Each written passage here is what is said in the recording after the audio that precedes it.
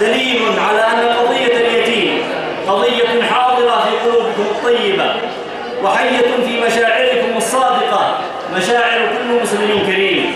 الحاضرون جميعا تعلمون أن جمعية الإصلاح الاجتماعي الخيرية رائدة العمل الخيري في هذه المحافظة وفي جميع المحافظات، ولقد كانت ولا زالت الأولى في رعاية وتأهيل اليتيم وكفالته.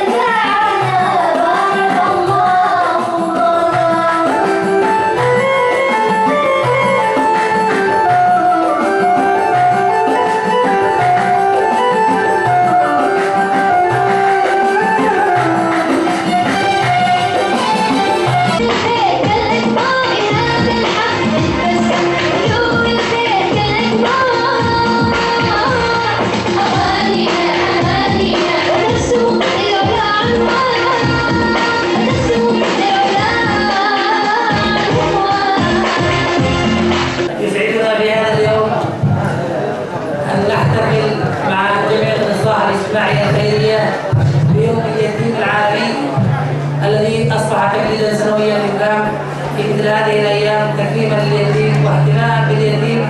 ونحن بالنسبة لنا في جهة المحافظة لن نقصر بإذن الله تعالى في دعم الجمعية ودعم الجمعيات الأخرى التي تتبنى الأيتام بقدر ما نستطيع. كما نأمر من الجمعيات أيضا العاملة في مجال رعاية الأيتام التركيز أيضا على المنظمات والجمعيات الخارجية الداعمة